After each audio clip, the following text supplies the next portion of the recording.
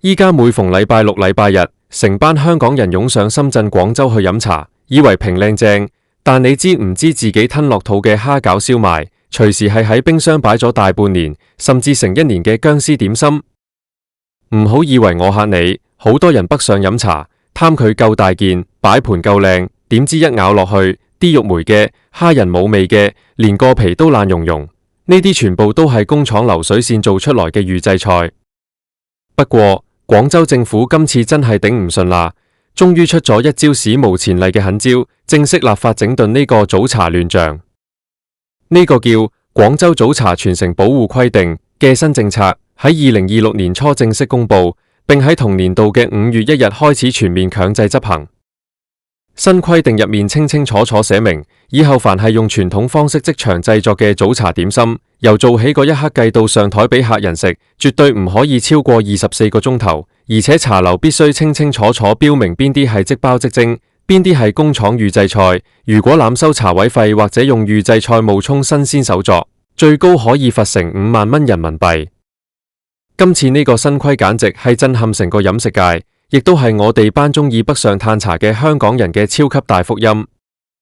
今日我就同大家逐層拆解呢個飲茶新規，話俾大家知點解廣州要出到立法呢一招，預製菜點心幕後嘅黑箱操作有幾驚人，茶樓點樣用僵屍點心呃你錢，同埋最緊要嘅就係教大家幾招行內人先知嘅絕技，等大家以後北上嘆茶嘅時候，一望一聞一咬，就知呢件點心到底係大師傅嘅心血手作，定係工廠冷凍咗幾百日嘅化學科技。講起廣州早茶，大家都知有一句老說話叫做得閒飲茶，一盅兩件，呢個係流傳咗100幾年嘅廣東傳統生活方式。以前我哋去飲茶，最講求嘅就係一個先字，同埋大師傅嘅手藝。每日凌晨2、3點，當全個城市都仲睡緊覺嘅時候，茶樓嘅點心部已經燈火通明。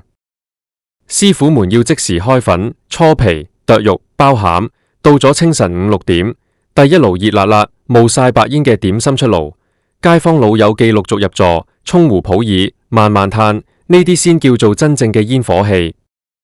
但係唔知由幾時開始，呢種充滿人情味同匠人精神嘅早茶文化，開始俾商人生意經破壞晒。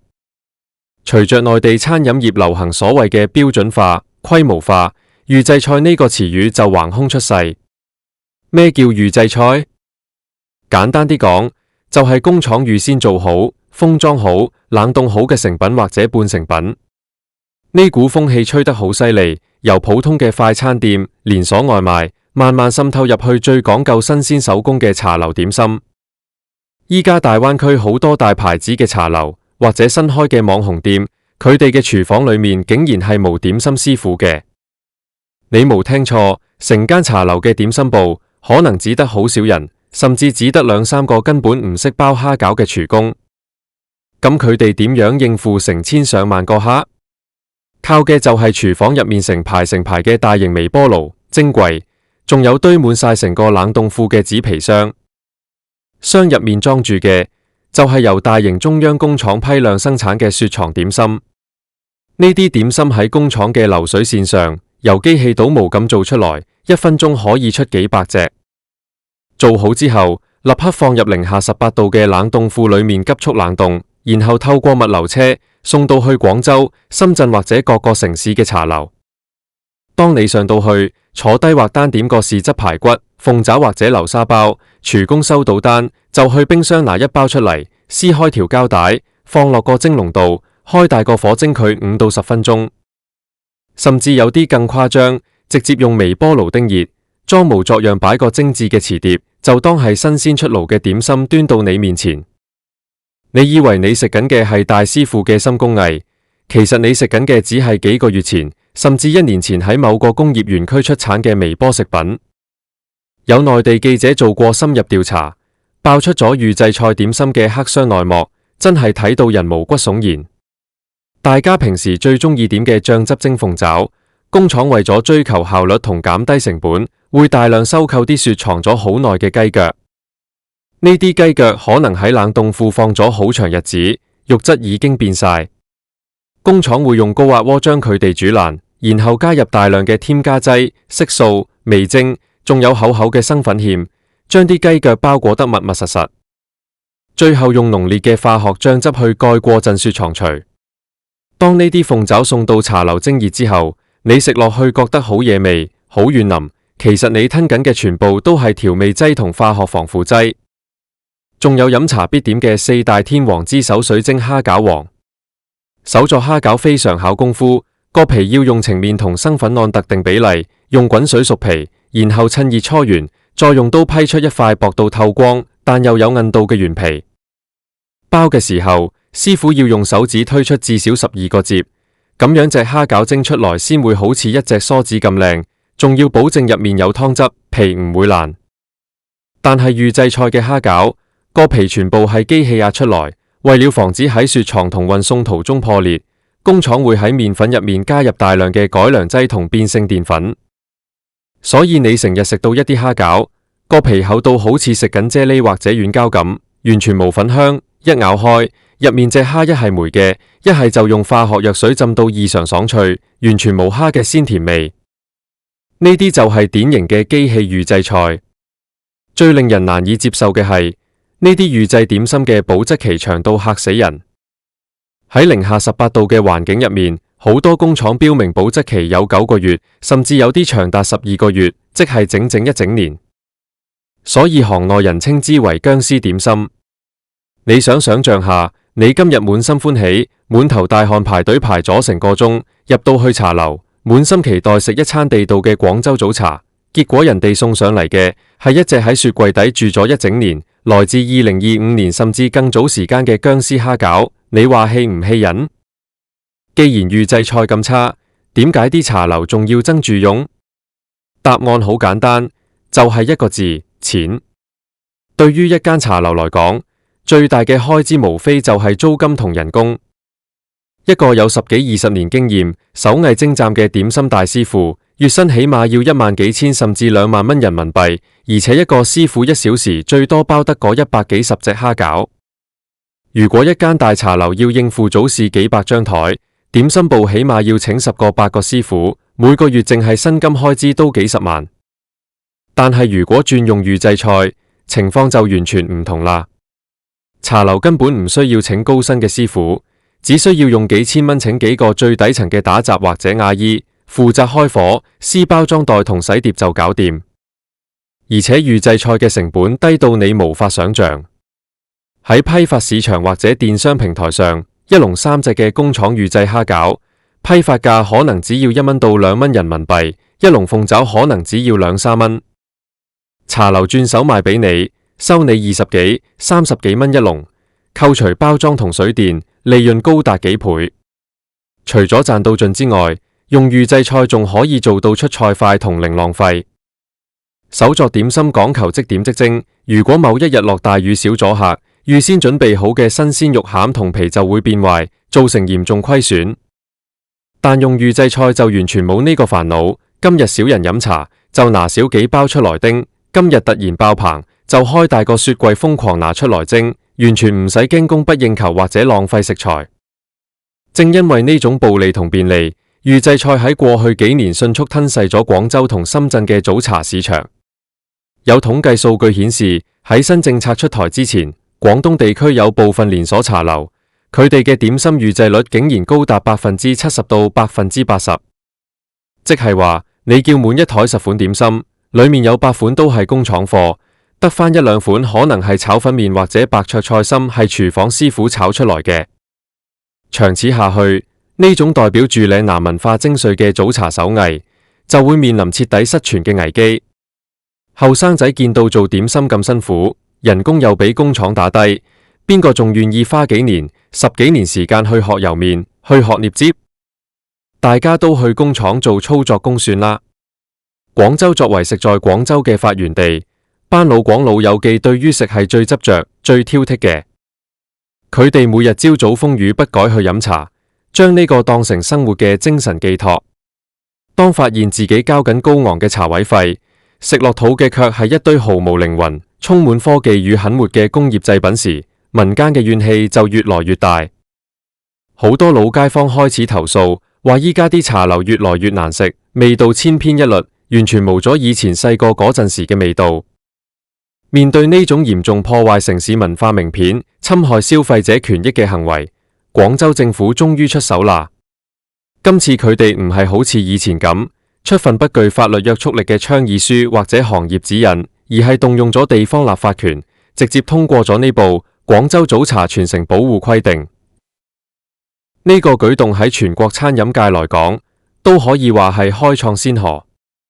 我哋一齊嚟仔細拆解下呢個新規有幾咁震撼，同埋佢出咗邊幾招狠招。第一招叫做24小時黃金法則。新規入面明確定義，凡係聲稱自己係傳統方式現場製作嘅早茶食品，必須滿足一個硬性指標，就係由點心師傅現場開粉、調餡、包製成型，而且由製成嗰一刻開始計算，直到提供俾消費者食用，成個過程絕對唔可以超過24個鐘頭。呢一招可以話係直接掐斷咗僵屍點心嘅後路。你想話自己係手工現製？可以，請你拿出進貨記錄同製作時間日誌，證明呢隻燒賣係24個鐘頭內做出來嘅。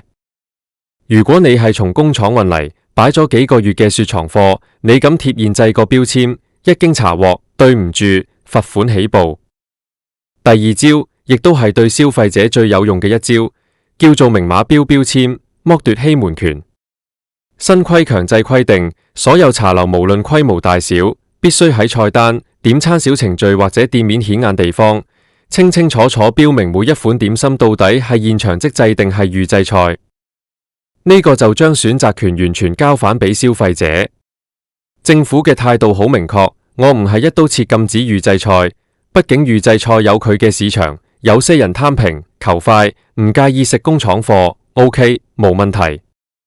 但你茶樓唔可以拿預製菜當新鮮手工貨賣，用頂級嘅價錢呃消費者。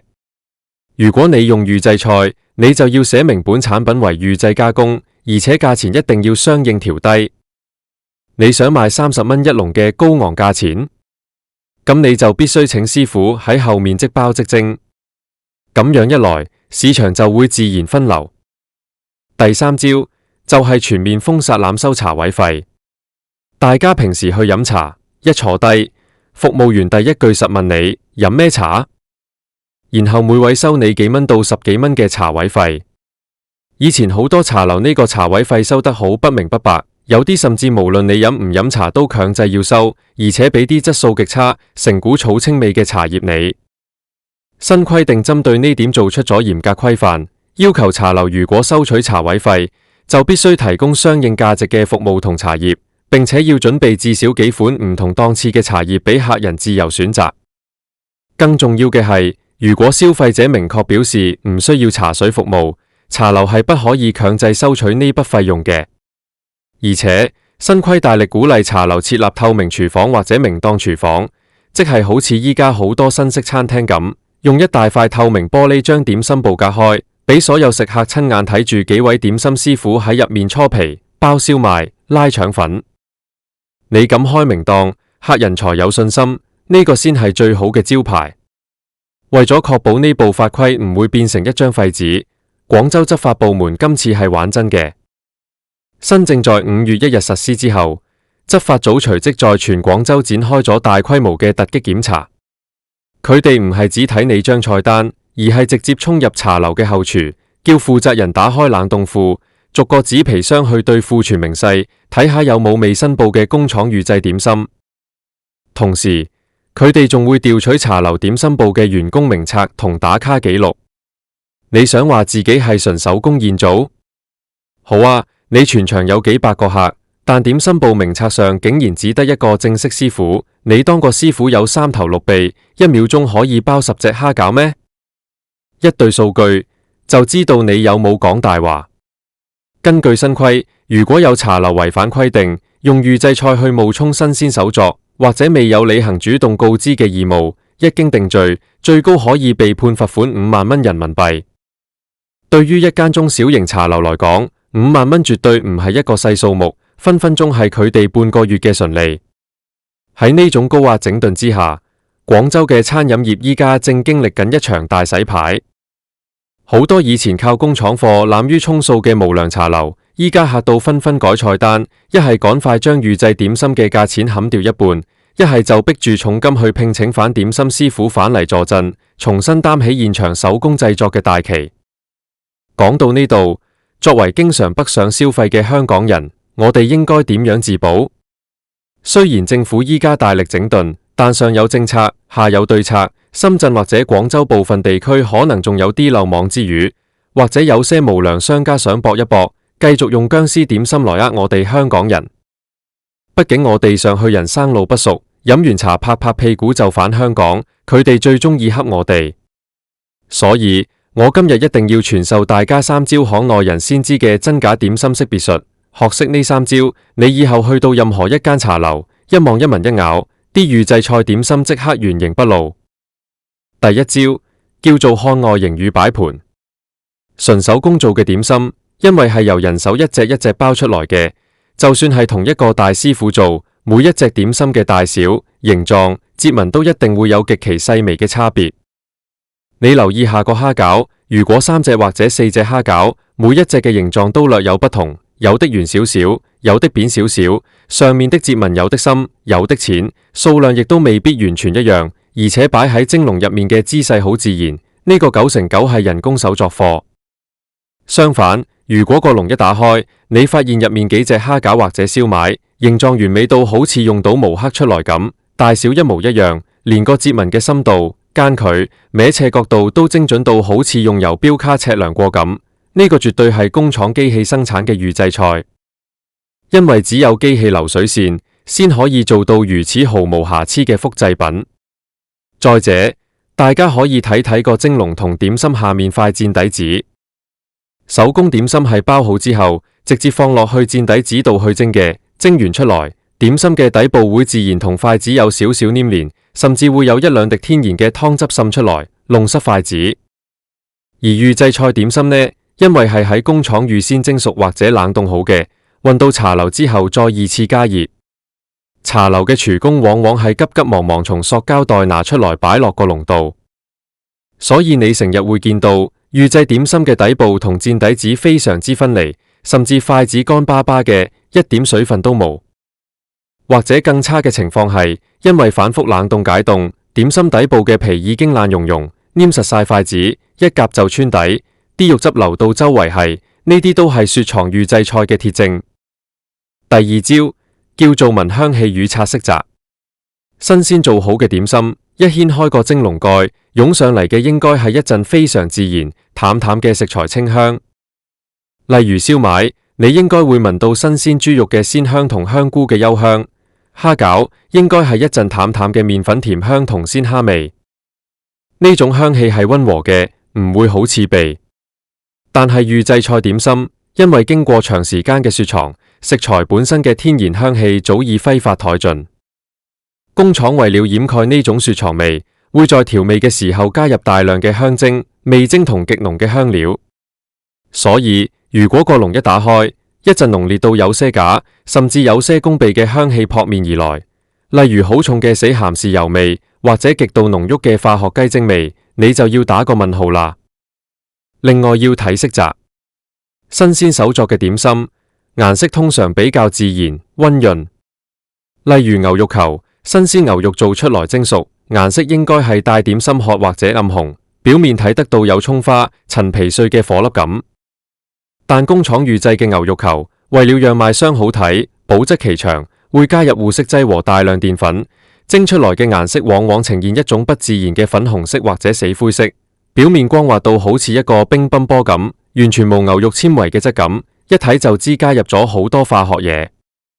還有排骨，新鮮嘅豉汁蒸排骨，肉質應該係白中帶點粉紅，骨肉相連，油脂清澈透明。而預製菜嘅排骨，因為經過長期冷凍，油脂已經氧化，蒸出來嘅芡汁往往非常之渾濁黏稠，甚至成個碟底都係一層厚厚發白嘅死油。排骨嘅肉質亦都顯得死白死白，完全無新鮮肉嘅光澤。第三招，亦都係最關鍵、最無得騙人嘅一招，叫做品口感與試韌度。好嘅點心，一咬落去，高下立判。我哋先攞腸粉來做例子。廣東腸粉最講求香、滑、爽，銀。傳統手作腸粉，師傅要用老牌大米磨成米漿，鋪喺布上或者鐵板上蒸，做出來嘅腸粉皮應該係薄如禪液，隱隱約約睇得到入面嘅餡料，食落去有濃濃嘅米香味，而且好滑溜，同時帶有一點點拉扯嘅韌性。而預製菜嘅腸粉呢？因為腸粉極難雪藏，水分極易流失，工廠做嘅預製腸粉皮通常會加入大量嘅增稠劑同化學膠質。當你喺茶樓食到呢種腸粉時，你會發現個皮厚到好似食緊塊粉皮咁，而且完全無米香。最恐怖嘅係一夾就斷，或者放落口度一嚼，口感霉爛溶溶，好似食緊一團爛糊咁。呢種就絕對係工廠批量生產，放咗好耐嘅冷凍預製腸粉，簡直係侮辱緊廣東腸粉呢4個字。再來講講大家最關心嘅肉類點心，例如燒賣王同牛肉球。新鮮手作嘅燒賣，師傅會挑選肥瘦適中嘅新鮮夾心豬肉，人手剁成肉丁，然後大力摔打至起膠。咁樣做出來嘅燒賣，一咬落去係非常有彈性嘅，你可以清清楚楚咬到一粒粒有彈性、有嚼勁嘅肉丁，肉汁會喺口入面爆開，呢個叫做爽口彈牙。但係預製菜嘅燒賣呢？工廠為了降低成本，絕對唔會用好嘅鮮肉，通常係用一啲下欄肉、碎肉或者冷凍很久嘅肥肉。機器將呢啲肉全部打成極細嘅肉泥，然後加入大量嘅麵粉同大豆分離蛋白來沖塑。所以當你咬落去預製燒賣嘅時候，你會覺得好似食緊一團粉，完全無肉嘅質地，軟綿綿、霉爛爛嘅，甚至有些粉粉嘅感覺。裏面偶爾有一兩隻蝦仁，亦都係被化學藥水浸泡到脆得好不自然，完全冇蝦肉應有嘅彈性同鮮甜。呢種毫無層次感，好似食緊塑膠肉丸咁嘅口感，就係典型嘅工業預製菜。學識咗呢3招，大家以後北上飲茶就可以話係帶咗一對火眼金睛。不過，除咗靠自己對眼同條條脷去分辨之外，我哋喺選擇茶樓嘅時候，其實亦都有好多技巧可以避坑。首先，大家北上嘅時候，盡量唔好去嗰啲開在大型商場裏面，走極端網紅路線，裝修到五顏六色、古靈精怪嘅新式茶樓。呢類茶樓通常係由資本運作嘅連鎖大牌子，佢哋最講求嘅就係標準化、高利潤同快速複製。為了在全國開幾百間分店，佢哋一早就將後廚去師傅化，全面採用中央工廠嘅預製菜供應鏈。你入去呢類鋪頭，飲嘅係裝修，食嘅全部係科技。相反，大家應該多去一啲開在老城區，例如廣州嘅越秀區、荔灣區，或者深圳一些老住宅區附近嘅傳統老字號茶樓。呢啲茶樓嘅主要客源唔係我哋呢班上去打卡嘅遊客，而係附近住咗幾十年、挑剔到頂點嘅本地老街坊。呢班老友記每日風雨不改嚟報道，條理厲害過美食家。如果茶樓咁用一隻預製菜燒賣嚟呃佢哋，第二日成個社區都會傳開，間茶樓就直接唔使做。所以呢類老字號為咗保住塊金漆招牌，通常都會堅持請大師傅喺後廚即包即做。雖然環境可能冇商場咁新淨，但味道絕對係最正宗、最具匠心嘅。另外，大家進店坐低之後，唔好急着劃單，先做2件事。第一，睇睇人哋個餐牌或者點餐嘅手機小程序。依家既然廣州出咗新規，你可以特別留意佢有冇響應政策，主動標明手作現製嘅字眼。如果一間茶樓對自己嘅出品有信心，佢一定會喺餐牌上大字標題寫明本店點心純手工現做，絕無預製菜，甚至會將師傅嘅名字同資歷寫出來當宣傳。如果一間茶樓嘅餐牌寫得含含糊糊，甚至你問服務員呢個係咪現做嘅，佢眼神閃爍，答非所問咁話我哋都係工廠統一配送，一樣咁新鮮，咁你就心中有數啦。嗱臨飲完杯茶換第2間啦。第2件事就係起個身，去佢哋嘅廚房附近行下，睇下佢哋有冇設立透明明檔。依家好多講求品質嘅好茶樓，都會特意在店面最顯眼嘅位置，用大玻璃弄一個開放式工作間。你可以親眼睇住幾個戴住白帽、身穿廚師服嘅師傅，手腳極其麻利地喺度拍蝦餃皮、包燒賣、拉布拉腸粉。工作台上擺滿咗新鮮對好、泛住油光嘅肉餡，同埋新鮮剝殼嘅大蝦。只要你見到呢個畫面，基本上就可以放1萬個心。呢間鋪頭絕對係真材實料嘅手工貨，閉着眼點都唔會踩雷。其實講到尾，廣州今次出狠招立法整頓早茶預製菜，背後折射出嚟嘅係一場關於飲食文化靈魂嘅保衛戰。喺依家這個追求效率、追求速度，所有嘢都講求快錢嘅快節奏時代，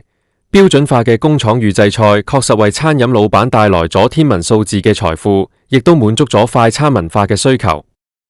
但係，如果連早茶呢種最需要時間沉澱、最講求匠人手藝同人情味嘅傳統飲食，都被冷冰冰、毫無生氣嘅工業流水線徹底吞噬，咁我哋呢個社會將會失去好多美好嘅嘢。試想象下，如果以後全中國甚至全世界嘅茶樓，無論你開在香港、廣州、深圳定係紐約、倫敦，大家賣嘅蝦餃燒賣，全部都係由山東或者廣東某個工業園區嘅同一間大工廠，用同一個機器模具、同一款化學配方生產出來，然後冷凍了1年半載再拿出來叮熱。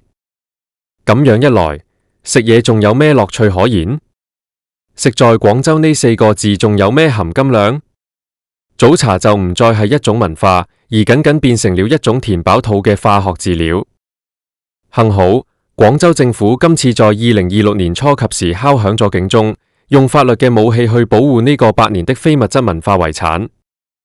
24小時黃金法則嘅出台，不僅僅係為了解救消費者嘅胃，更是為了給那些堅持傳統、默默耕耘嘅點心師傅們撐起一把保護傘，讓市場知道手藝係有價值的，心血係應該得到回報的。消費者願意花更多的錢去尊重同購買大師傅一雙手所傳遞出來嘅溫度。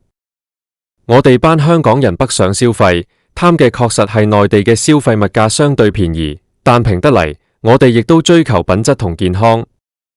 邊個都唔想自己高高興興上去放假散心，結果吞咗一肚防腐劑同過期僵屍點心返香港。所以今次廣州嘅新規定真係一件功德無量嘅大好事。我相信在廣州嘅帶頭示範效應之下，深圳、珠海、東莞等大灣區其他城市好快亦都會陸續跟進，出台相應嘅早茶保護政策。到時候整個大灣區嘅飲茶環境都會變得更加透明、更加健康、更加貨真價實。以後大家在北上嘆茶嘅時候，記得一定要用我今日教大家嘅幾招，做個精明嘅食客。進店先看有冇名檔，點餐先問是否現製，點心上台之後，一望形狀，二聞香氣，三品口感。